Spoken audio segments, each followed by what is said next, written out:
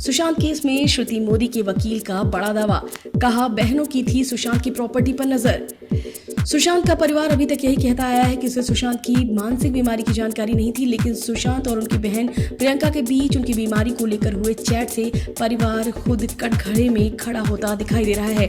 और अब इसी बीच श्रुति मोदी के वकील ने बहनों की नजर सुशांत की प्रॉपर्टी पर होने का आरोप लगाकर मामले को एक नया एंगल देने की कोशिश की है। 8 जून को जब रिया चक्रवर्ती सुशांत का घर छोड़कर जाने की तैयारी कर रही थी, उसी दिन सुशांत की बहन प्रियंका सुशांत को चैट पर दवाइयों की सूची भेज रही थी और ये भी बता रही थी कि कौन सी दवाई कब लेनी है।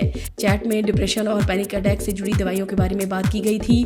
और अब ये भी माना जा रहा है कि सुशांत की फैमिली को सुशांत की मानसिक बीमारी की जानकारी थी, लेकिन अब तक परिवार इस बात से खुद को अनजान बताता रहा है। और अब इसी बीच सुशांत की मैनेजर श्रुति मोदी के वकील ने आरोप लगाया कि बहनों की नजर सुशांत की प्रॉपर्टी पर थी।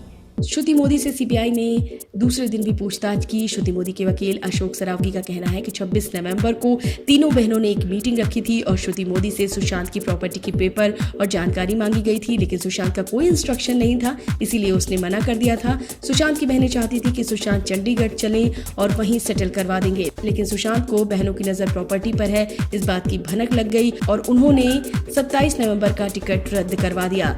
आपको बता दें, डीआरडीओ गेस्ट हाउस में 12वें दिन सीबीआई ने रिया चक्रवर्ती के मॉम डैड से लंबी पूछताछ की। इस दौरान हमेशा की तरह सिद्धार्थ पिठानी, नीरज केशव और सैमुअल मिरांडा को भी बुलाया गया था।